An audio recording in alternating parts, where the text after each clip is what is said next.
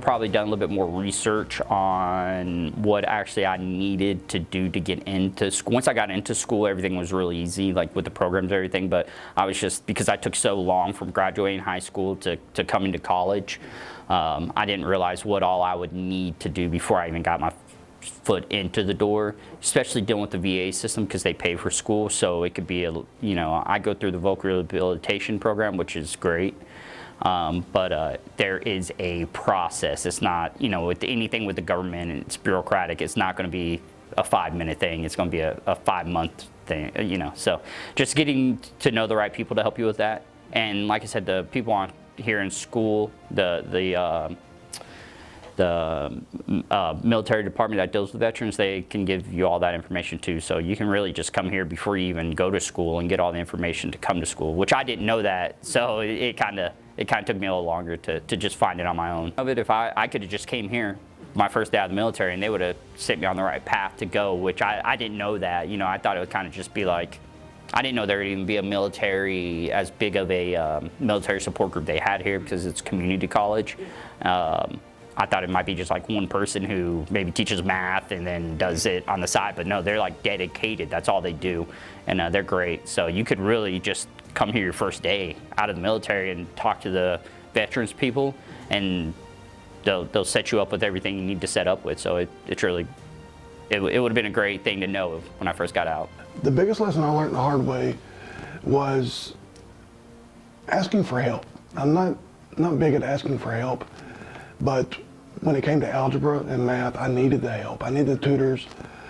Being disabled, I get disability services here at school, which are great, but I did not utilize them in the very beginning.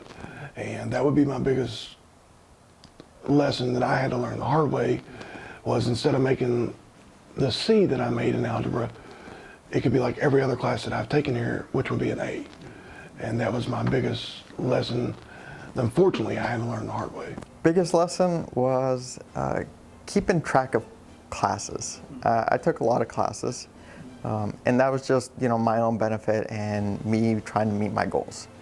And in doing that, because everything is online, trying to go through, let's say, Blackboard, and sifting through every single class and making sure that you have every task done by the completed date, by the completed time. Blackboard's unforgiving.